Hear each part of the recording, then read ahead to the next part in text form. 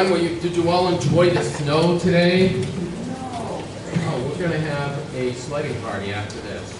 Yay! Well, congratulations to the city and the staff here for clearing everything up. It's great out there. It does. It looks really good. Just so that before we start the meeting, our cleanup time today took us almost 6 hours.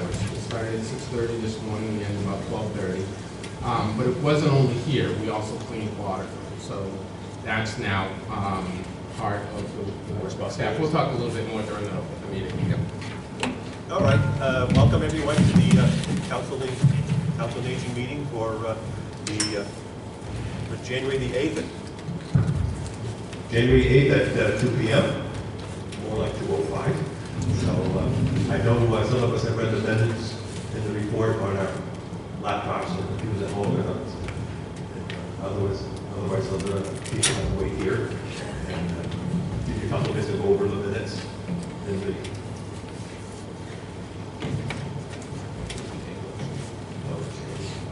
Can I entertain a motion? Everybody's all set to accept the minutes? I make a motion to accept the minutes of December 4, 2023 as presented. I'll second it. Okay. Any discussions? Okay, can I have a show of hands? All approved? Any opposed? All right, next thing on the minutes will be the treasury report.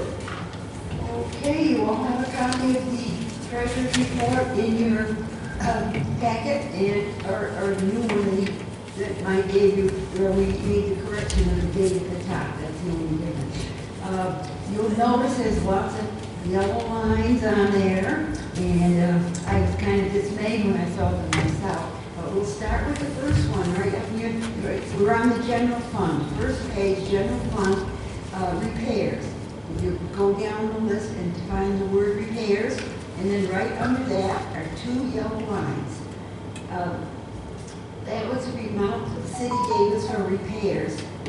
And because of Waterford, we didn't know, or Mike didn't know, that some of the things that were going on there would be charged to that account. So adjustments had to be made. And I think now everything is in order. That reclassified the cardio supplies, that comes from down below. Cardio supplies is the name of the company. And we are not getting cardio equipment, although today I asked Mike, I think I need it. But it's like for parts for the cardio equipment that we have. The cardio supplies is the name of the company that these are purchased from. And back in December, an order was placed for some, and the order delivered so that they could be paid in time. This is years ago, the city did not let you encumber any leftover account, any leftover funds. They had to be put immediately back in general fund. But in today's world with Munis, they do allow it. And it's a common practice among the city departments to encumber funds for bills that have already been authorized but haven't been paid. So that, if there's any questions on repairs, you can ask Mike.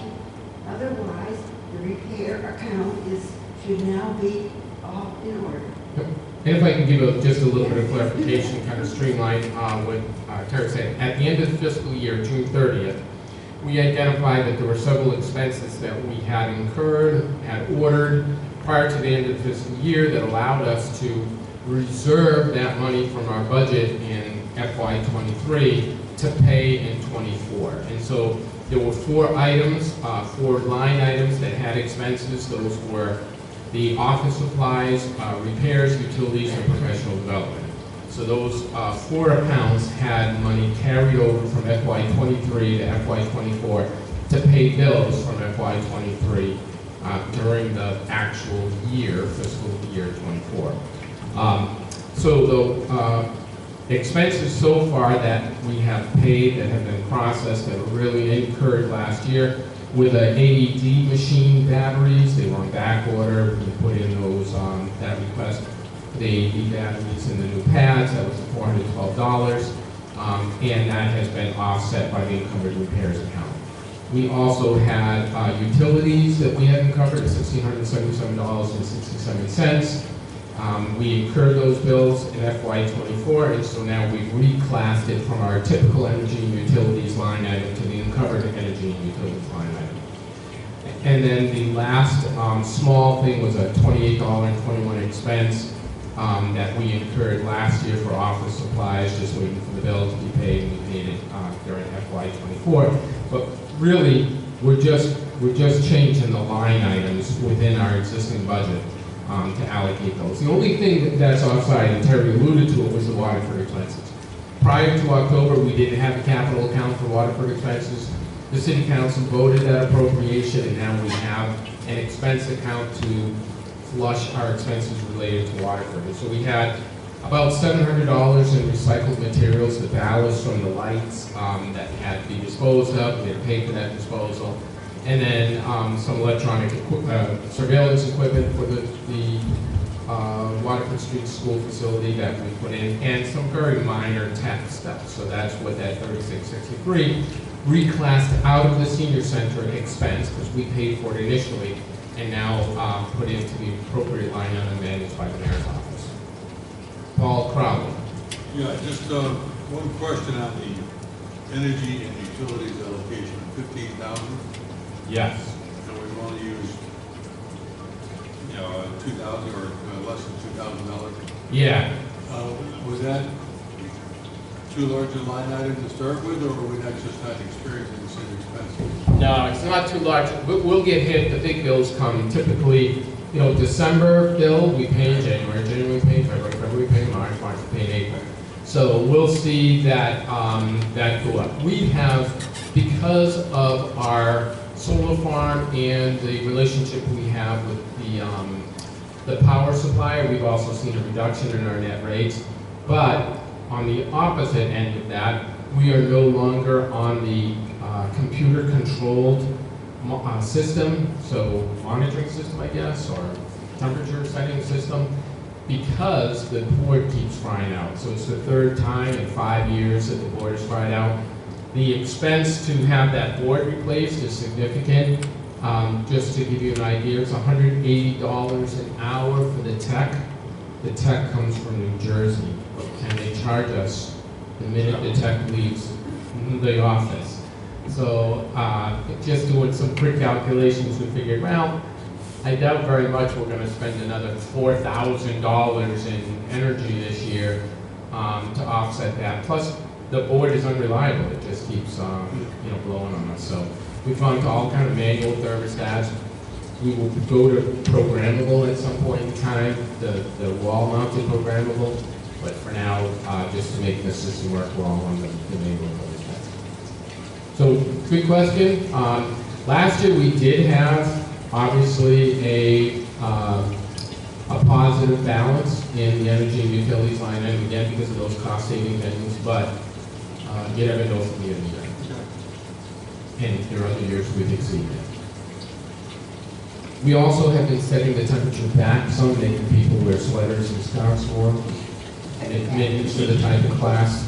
They have to make us know what the should. It's true. Any other questions? Oh, Good news, on the general fund, right? yes. Good news is that your totals are great. But maybe you can explain, maybe it's the formula with database, I don't know. But like on department head, year-to-date, 30,000, December was 4,800. So if we add those two together. You don't. The December 2023 amount is included in the year-to-date. Okay, that was my question. Yeah. I was thinking, if year-to-date, then. So you should be able to add the balance in the year-to-date to get the 2024 budget line. That's what that should be. That So December 23 just tells you what we incurred during the month. Okay, that's, I wanted to clarify that. Yep. Thank you. You're welcome. Any further questions on the general fund? And I'm making Mike promise we won't have all these yellow lines next month. It should be all cleared up. But it is all in balance, and the auditor has approved of our report, and so everything is as it should be in the city, and that's the important thing. Okay, then, we'll just move quickly down to the gift fund. The gift fund, we did receive some gifts in December. I know it says no, but December. We received $2,850, and that brings us a year-to-date of $5,698. So, our balance in the gift fund now is $72,427.92. And, of course, we have $25,000, I suppose we should call it, Pledge in, for painted? expenses. Yeah. I was trying to think of the word we use here, expenses. Yes, it's Yeah, we approved. Encumbered. Just joking, but we know we've got $25,000 encumbered. And now, on what was received this month, if you look down under the first column, it shows you DA Early, a donation of $2,000, the Lions Club, a donation of $750, and a miscellaneous of $100. That totals up to the $2,850. So that is what came in the Memorial Fund in December. Okay, any questions? Any questions on the Memorial Fund? That's the gift fund. I mean, gift fund, I'm sorry. We used to call it Memorial Fund. It's the gift fund. Any questions on the gift fund? Mr. Attorney, early, his gift, his donation, is that from him personally, or is that from the state? It's from his office. His office? Yep. No, we do that. Thank you. Any other questions on the gift fund? I must remember to always say gift fund. Okay, then moving on to the revolving fund. Revolving fund, everything looks fine on that page. December expenses and year-to-date. And ending with $38,423.24. Does anyone have any questions on any of the funds that came in, or any of the expenses? So for some folks who think that we're spending money in weird ways, we started this year off with almost $34,000. We took in $17,500 in revenue, but we spent $13,000. So we're $4,000 ahead of where we were, and I'm trying to spend money. Now, there are some expenses in the revolving fund that don't show up yet. $500 for the entertainment for the holiday party, about $2,000 for the food for Christmas, and some supplies expense, but still not the $4,000. And we're trying to spend that money down, but it's not meant to just keep building money. So I think we're going to at least break even at the end of the year if our, in terms of income and expenses, but I'd still like to see a little bit more expenses than. Will that be used up when we go to Whiteford? That revolving? No, so the revolving fund, it's really important for folks to know, revolving fund are not operational funds, they're program funds.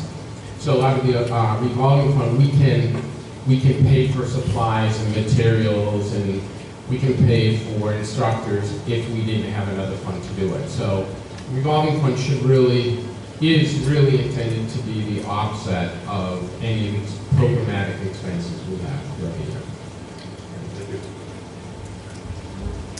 I don't know if you wanted to mention it here, Mike, but showing up on the revolving fund, or I don't know whether you've got it in yet, but regarding the Christmas party, we got the amount that we got in ticket sales, and the donation from a couple, and for the, when you mentioned the 500 when you used it, and 3,000 for food.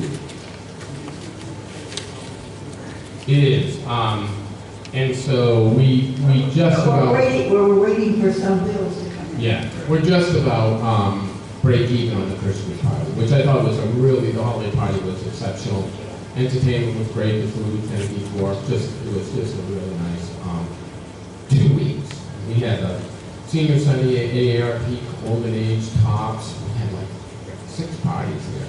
And the last, I'm tired. then we had one at the end of the month. And we did, we had a New Year's party. We were telling. Yeah, just exceptional.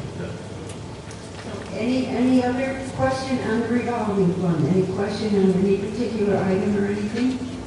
Otherwise, we think it's all in order, in good condition. And now the next page gives us our FY '23. It would be page 3 of 10. Just if you're Yeah, looking for 3 page of 5. Page Or 3 of 5 is the FY '23 state grant. And Mike is working on using all funds from that to use up that fund before we go to FY '24. So any questions there? You can see where the outreach coordinator, the instructors were paid, subscriptions, and different items there. Any questions on any of the items? Any questions at all?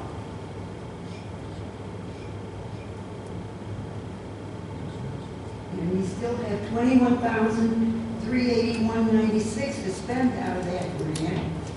Which we will be there, just so that you all know. We'll have about $3,000 more in outreach coordinator expenses projecting. So don't quote me if it's 3,001 or 2,000. We should have about $9,000 in additional costs related to our instructors. We'll have about $2,500 of costs associated with our elevator maintenance, which really there should be an expense showing today, but we haven't been paying our bills for 6 months because of a contract issue.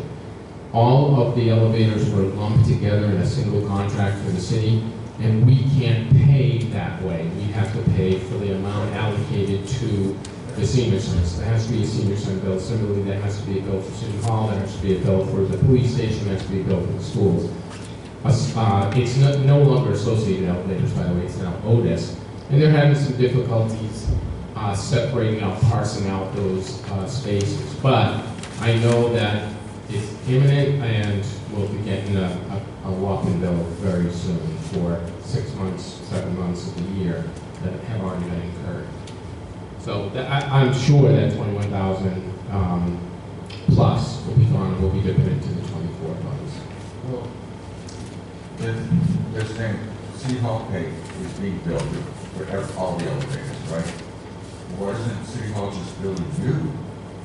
Because you can't do it that way. Like, they have to know what the costs associated with the senior center are. Now, they could do it the other way, like City Hall could then take the maintenance out of our budget, our city budget, and pay for everyone's elevator expense. Well, there are some obvious problems with that. We don't know then what expenses are related to a particular facility. So all of a sudden, if you saw this major increase in expenses, you'd say, all right, there's a problem. And that's one of the ways to focus on it. The second reason is, if you notice, we're paying the maintenance for our elevator not out of the city budget. And many of the organizations, the city departments, don't pay for it out of the appropriation budget. So that's the other reason. Any other question on the FY '23 state grant? Any question at all? Okay, and the next page, which is 4 of 5, is the FY '24 state grant. And as you can see, nothing has been used there yet, but will soon be. Yeah, it's a good increase. It is what we saw last year, too. Which is really good. And the very last page is just a consolidated grant report, a state consolidated grant report. Up at the top is FY 2023, and then the beginning balance, and the increase, and the total revenue. And then just below that are all the expenses which you saw on page 3. They're just all re-itemized there. So we are in pretty good shape with the grants, and we're managing and keeping track of everything. Are there any questions at all? Please don't, any And no question is stupid, so ask away, because I know Mike can answer, I might not, he can. The consolidated report just lumps together groups of expenses, so it makes it a shorter, more executive summary of the expenses between both grants. Any questions, thoughts, concerns? At all, any questions? Okay, entertain a motion to Any motion?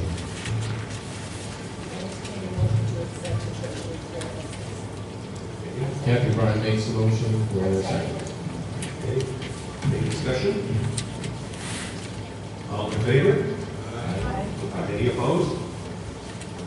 Right, okay, all set. Next thing on our list is going to be old business. We're going to be talking about the age-friendly designation and the update on the Waterford Street facility. With your indulgence, I'm just going to say no update on age friendly. Although we did have a great session here in December to help us start the process. It's not really to help us start the process. It's the ongoing process of getting feedback and having topics, kind of charrettes about around issues that affect seniors in our community. I was not here that day, but our facilitators and I haven't been able to connect, so I don't know what the response was from that. But right now, we're just still rolling on, just so that you all know. Basically, unless something dramatic happens, there won't be any updates. This is a 5-year process, age-friendly designation. We'll keep it on the agenda because it's something that's ongoing, but there may not be updates from month to month. Waterford Street facility, lots going on. Just, you know, I'm excited every day I go in there. We've got more donations of furniture and items like that to go into our space. The back space I'm super jealous of. Gamma has done some remarkable renovations, and I wish that was our space. It looks good. There are some concerns, and you know, I'll just let you all know. Not concerns. Because we're the city entity, we're required to do some things different than, say, a private organization might do. So the law requires us to take certain steps before we can engage tradesmen or do certain work. That has been belabored and prolonged, although I will give the people we're working with a lot of credit and really appreciate the heavy lift they're doing. But we're probably looking now at 8 weeks before that report is done. This kind of stinks. For us, I think that's going to set us back if it takes 8 weeks. From that report, we'll generate the specs for the work that needs to be done on the senior center side. That does not impact the other tenants, it only impacts the senior center. I go in every day. I'm sometimes in as many times as twice a day. We go through the facility every day. We are alarmed. There is a security system there now. We're going to be enhancing that security system very soon. Checking the boilers. There are some issues with the mechanical systems, the boilers in particular. They're nothing extraordinary, but they are, you know, they have to be addressed. We have some broken pipes. The collection system was down because of some water issues. We've mitigated the water issues and replaced the components that needed to be replaced, including the 2 pumps from the condensation tank and the controls. That all comes at a price, but we have a Waterford Street capital expense account that's going to be charged to. So I'm not really concerned right now, although I'm trying to be as frugal with that account as I am with the senior center account, because there are always extraordinary repairs that need to be done. So we're still waiting for the proposals to change the pipes that are broken. If you go into the boiler room at Waterford Street, it's like a scene from a movie. There's steam blasting and furnaces going. It's really kind of cool. But we have to, because of the condensate pump issues, the receiver that collects the extra water and steam in the system and then feeds that back to the boilers, we have to go and manually feed the boilers every day. That just assures that they don't run dry. It gives us also the opportunity to get some eyes on it. This morning, after we cleaned the senior center, Berman and I went down to Waterford Street, and that building is open now as well. So all the doors and egresses have been cleared.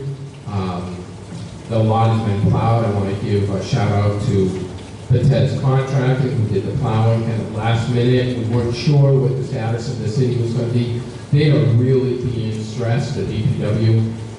They're down a number of people, and the number of contractors this year for plowing was reduced dramatically, so they had to work extra long to fill those gaps from the ordinary staff and the subcontractors. So we thought we would give a little bit of a relief valve for them and provide a contractor to do that plowing.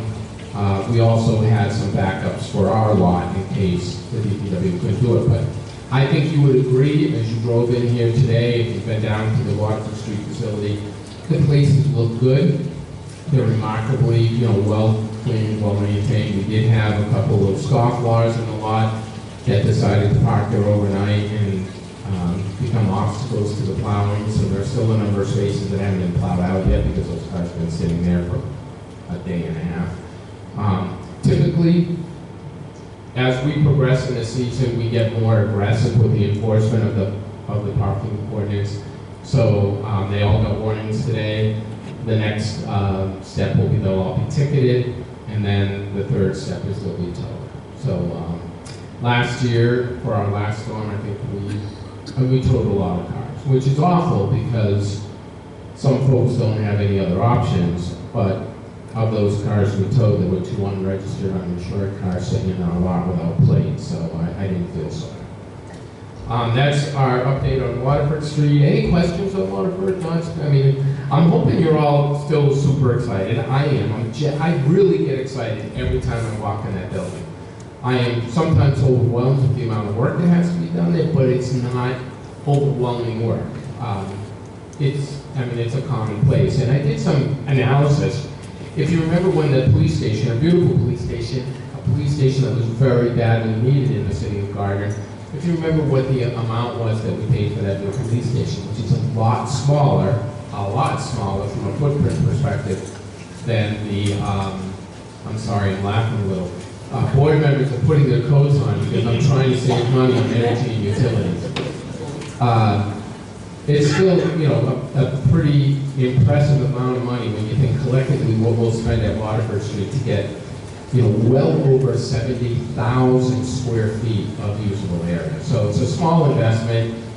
If we spend a couple $1 million in there, there's no way in God's green earth in today's economy you could build anywhere near that size facility for a couple $1 million. So I'm so grateful to the mayor and the city council and others that are involved to dedicate and support the appropriation of funds to do it right, because at the end of the day, it still costs us a lot less than building a new facility.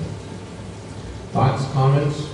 No comment on maintenance. Last year, we had people park over in the parking lot. The last storm we had, we went winter with no storms. So I'm sure a lot of people just never thought of it or whatever that happened. This is probably the best it's been since I've been here. This storm, we've had folks park all over the parking lots. The plow personnel not really able to get into the lot because the space between the back ends of the cars was so small. It's really been pretty bad in the past, and we've had to get really aggressive. And I think, Ron, that really speaks to the fact that we have been enforcing. We've been sending the message out, look, you gotta move the cars. There's no overnight parking allowed in our lots, and the cars have to be removed between 7 and 9 a.m. to allow us to clean the lots. If they're there, they're getting a ticket or they're getting towed. That's just how it has to be. Barbara, do you have a question? I'm just on the board with down at Waterford. Is that repeat forever? Somebody's got to go in every day? Nope. So, Barbara, do me a favor and click your microphone on at the top. Yep, pull it towards you. There you go. There you go. All right, so we're going to bring Barbara. Barbara's microphone is acting up. So Barbara asked, is this going to be a constant thing? Well, the answer is no. There is about 10 feet of steam pipe that has a split in it. It's a closed system. So what happens is the steam goes through the system and heats the individual rooms. It comes back and is collected at a low point in the boiler room in what's called a collection tank. our condensate tank. So that condensate tank collects the extra water and steam in the system and puts that back into a pump that feeds the boilers. Well, with the broken pipe, the steam that would normally be collected or the excess water is leaking out. Once that pipe is fixed, there'll be more condensate, more collection. That does not mean we won't be checking it daily, but we'll be in the building. So part of our maintenance regimen will be every day, go through the boiler room, make sure everything looks good. But when they were on vacation, they didn't have people check it, or, yeah, so it is built.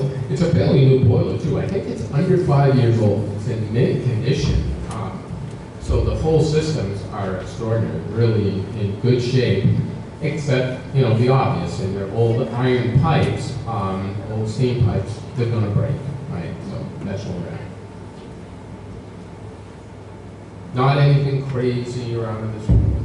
It's to be expected. Just like roof leaks are to be expected, there are no roof leaks in there right now, with the exception of a small leak in the bathroom, and that's been ongoing. That's an ongoing problem, so we'll have somebody fix that. But it doesn't cause flooding, it's not a major issue. When you consider that roof is 60 years old and it's never been replaced, to have no leaks is an hallelujah moment. Yeah. Leave it alone. Leave it alone. It ain't broke. Don't.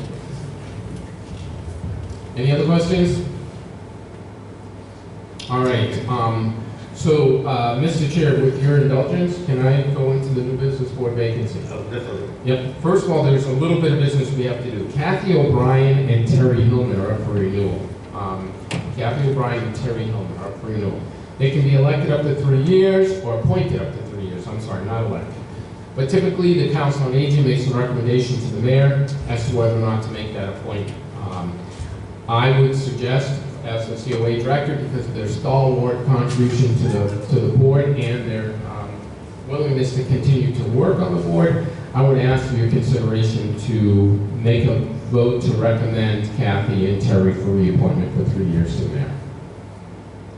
And that's just announced office, but It's just a position on the board. It's not for secretary or treasurer. That's a separate vote that takes place next month. I would take a motion to start voting. Okay, can we have a second? I'll second. Right? Any discussion? I'll ask for the chair. Any discussion? All in favor? Okay, any opposed? Oh, so voted. Okay, good. All right, next we have the issue of the board vacancy. The board vacancy was created with Audrey Faucher, who thankfully today you folks all recognized and made a point to send good wishes her way. She's been struggling a little bit physically and has made the decision, after talking to the chairman of the board, to relinquish her position on the board, and this board moved her into an associate member position. So that leaves one appointed member of the board open, the vacancy. Originally, Dan Kelly and Ken Fournier had expressed interest in being one of the appointed members to the board. Ken Fournier has since backed off at that and asked not to be considered. Dan Kelly is the only one on the table. Now, we've been wrestling with this for a couple months.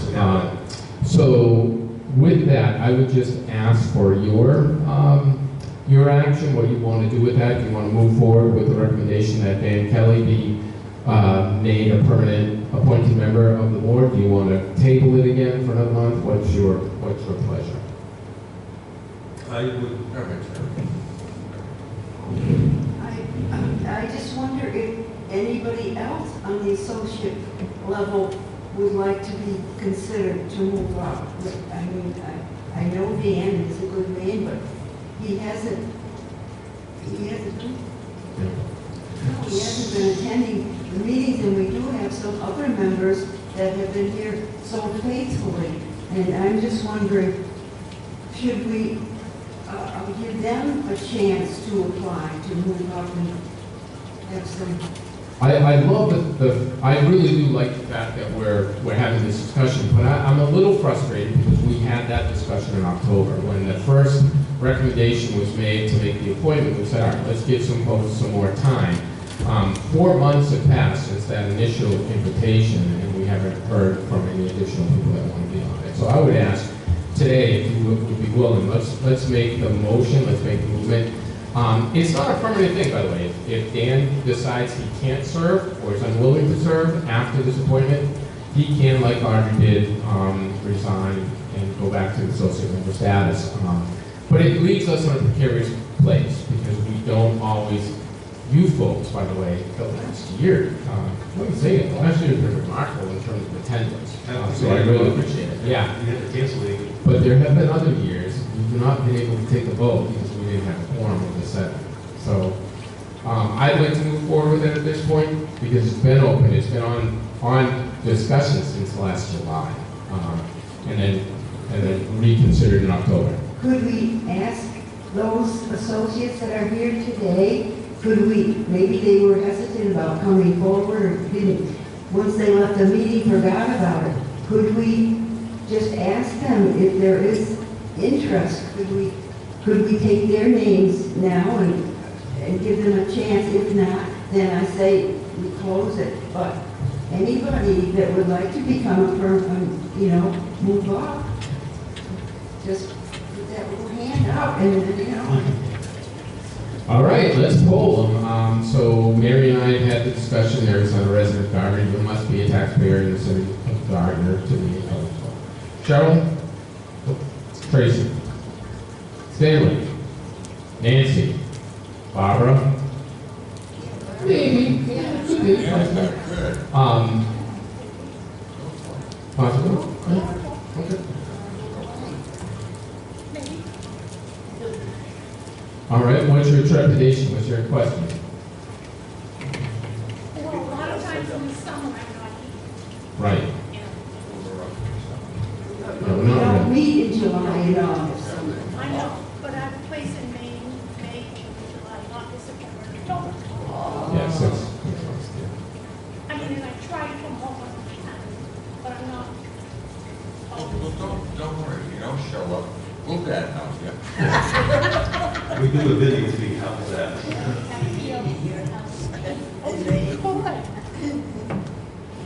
All right, with that, is there action anybody wants to take?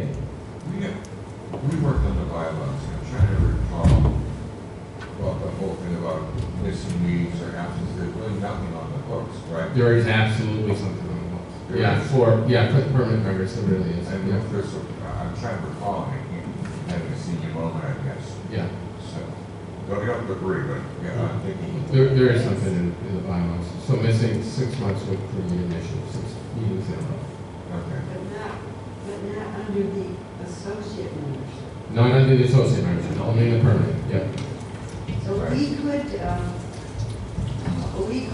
make a motion. I know Dan is a good man, but Barbara's been a faithful attendee at all the meetings, and I would like to make a motion that we appoint Barbara LeBlanc as an associate member. Barbara LeBlanc is an associate member. I mean, I'm sorry, I get the words right today. A regular, Board member. as a regular member. So there are two nominees, Dan Kelly and Barbara LeBlanc. I would suggest, Mr. Chair, we move to a ballot. I was thinking the same thing. Take a ballot. Yes. Yep. So we'll take a ballot today. We'll adjourn for a couple minutes while we compare those, and then we'll take a ballot. Very good. Okay. In the meantime, Going back to the previous motion about me, I have my certificate of appointment here. I don't expire until November 5, 2024. I think the mayor is working on moving the appointments, all the appointments in 2024 into meetings.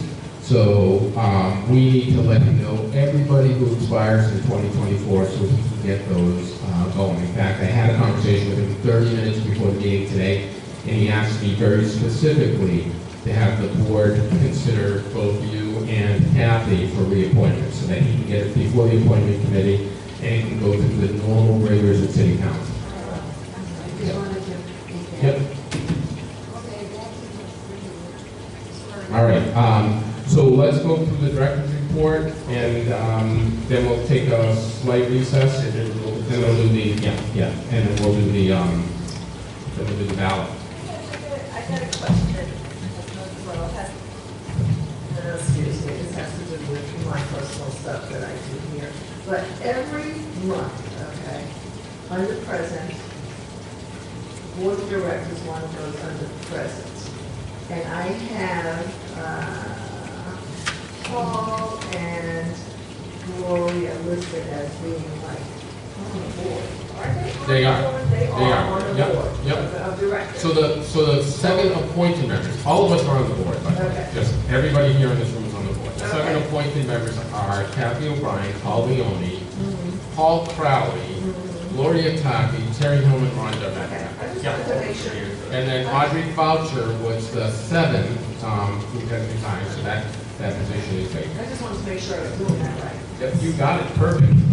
Something I meant. So director's report, there's really just kind of normal operations. January's a light month for us. We've reduced the number of programs and services that we provide in January just to give us time to get everything back to normal after November, December, which are crazy months. Plus, typically we have more snow. There are a lot of those other underlying issues. So, a couple things that are coming up though. Our tax aid program starts on February 1st. We are lucky. We recruited 10 people to work on tax aid. Of the 10, 1 completed their training. However, that's still 10 times better than many of the other senior centers have been lucky enough to do, recruiting people. As a result, we're going to be able to offer tax aid here at our normal schedule and our normal number of appointments. However, we know 2 local centers will not be able to offer tax aid. Now, that has an impact. And it's going to have an impact on the number of people we serve, because folks that may have gotten their taxes done at the other centers are going to come here now. They're going to try to come here and get appointments. Our waiting list is probably already up to capacity for tax aid. We will call folks and try to schedule them based on when their calls came in on first come, first serve. We try to do folks that are simple tax returns and low-income individuals. We don't necessarily discriminate based on age. It isn't simply a senior citizen tax program. However, we're able to do it. And I want to just give a quick shout out to Carrie Novak and Bob Patez for stepping up to do taxes here at the Gardner Senior Center. Carrie has been involved in tax aid for a number of years and has just been an exceptional force for our seniors and those getting the tax services. But it still really underlines and underscores the need for more people. So we're just looking for folks that have the time. It is 12 weeks, 10 weeks, starting February 1st, right on through April 6th. I don't think we go to the 15th because we take an extra week if we need it for folks that had something wrong with their returns, that didn't have the information. It gives us a little bit of time to make sure that taxes get filed, so we don't book appointments that last week on the 13th. But we're still looking for tax aid preparers. And the interesting thing is you don't have to be an accountant, you don't have to be a bookkeeper, you don't have to be a tax professional. They will give you all of the training. We use a program similar to TaxSlayer, so it's all electronic. That doesn't mean you don't have to know what you're doing, so it's not just kind of dummy input. There's a lot of training. There's a lot of training, and again, I give Bob this year, who took the time out of his schedule to do the training, including every Saturday since November, from like 11 to 1 or 9 to 11, every Saturday he had to be part of that training. And a lot of videos and stuff like that. So really it's a commitment the first year, but then every other year certainly is a lot easier. That being said, I think that's our most remarkable thing going on. We're planning to get ready for our holiday celebrations moving on. I want to remind people that we are closed. Our holiday closures now increase at this time of the year. Martin Luther King's Day, President's Day, St. Patrick's Day, Valentine's Day, Groundhog Day. They should be. Oh, yeah. No, just President's Day. And Martin Luther King Day. April we have Patriots Day. May we have Memorial Day. July we have June we have Juneteenth. July we have July 4th. We And One then- month. Pretty much one a month, and many of them on Mondays, which really affects our programs. The last big thing from a program perspective is bread raffle. Our Thursday programs are really being stressed and strained here in a big way. So we have all kinds of exercise, we have line dancing, at the same time we have a full class of line dancers. We have the bread and pastry raffle, which has been attracting record numbers, 50-plus people on Thursday afternoon. Then we have bingo. Then things get a little bit lighter in the afternoon, but our morning is horrific. Oh, and by the way, Thursday's trash day. So in addition to all of these cars coming in, many of the spaces that people might normally park are being taken up by trash containers. It's really causing a lot of issues for our seniors trying to find parking, and our neighbors. Our neighbors are getting frustrated as seniors are kind of not giving them the courtesy and respect they deserve by parking in front of their trash containers so Wheel Harvey just drives by. So we want to try to limit that. And then the last piece of this is just the weather. We're going to lose parking spaces as the snowstorms come. We really need to do something. So our proposal, just so you know if you hear about it, is we're going to move the bread and pastry raffle to Fridays. For the short term, just to get an additional 50 people here on Fridays, where it's a much lighter day. Plus, we have all the on-street parking available on Friday that we don't have on Thursday, so that should lighten the load a little bit. I think we're going to start this Friday. We have a number of volunteers that work for this event, so I want to make sure that people like Quimby and Bob, who collect the food and set up the food, prepare the food, are able and available to do that. We have callers that come and attend. And then the last significant piece is just the scheduling of the food to make sure that we're able to rotate the stock. What we collect early in the week, we put off to the end of the week. We may have to start taking the middle of the week to put off to the end of the week. And that's a conversation I need to have with the CAC that chairs in that program with us. Because Nancy gave me already my dates. Yeah, your date may be changing. Yeah. Yeah, we will notify if we change the dates. We'll notify all of those volunteers. Yeah. I'm gonna keep my dates. She was the case for the whole year. Yeah. Yep. Just switching from Yeah. It's and by the way, it's folks not only on the board. We have callers from all over the community that are coming in. So they will all be notified, better change date and see if they're available the next day. Yeah. What was that, Paul? No, we're not moving bingo, we're moving the bread and pastry. Yeah, bingo will stay on. I just wanted to mention something regarding this too. You want to grab the mic, Kat? I just wanted to mention something regarding this too, because I went in to sign up for something to bingo, to help out for bingo.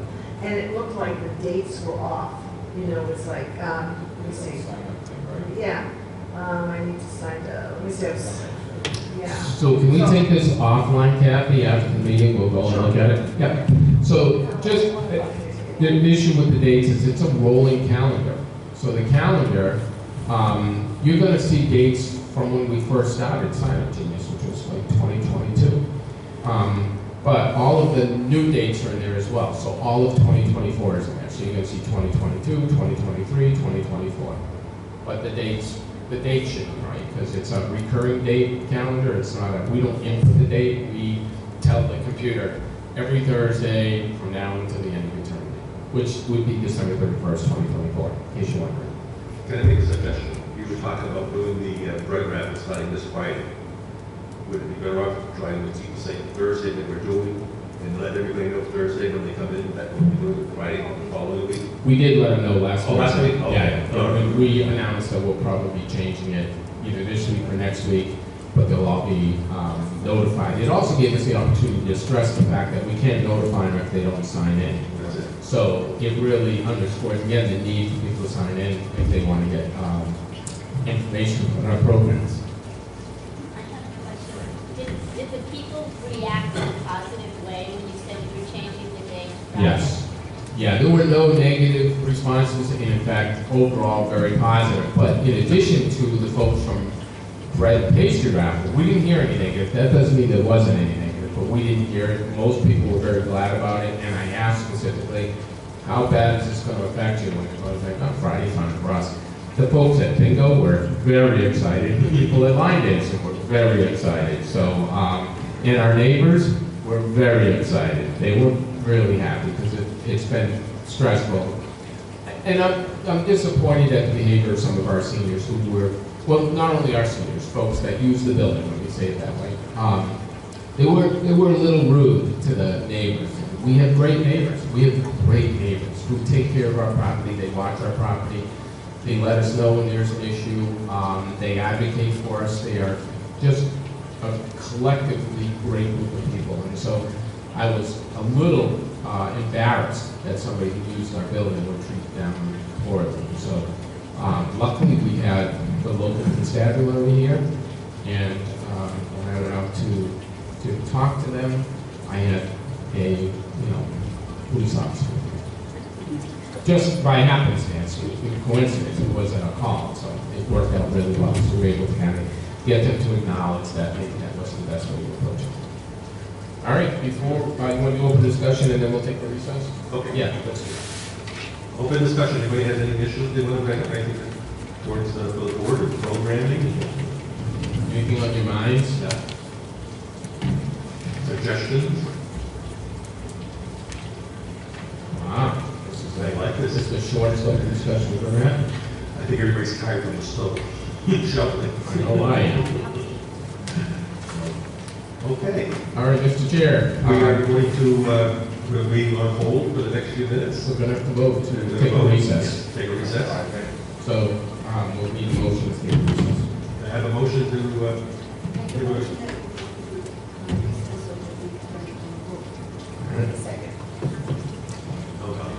any discussion on it? All in favor? Aye. Any opposed? Okay. We Back are in in 2 minutes. recess.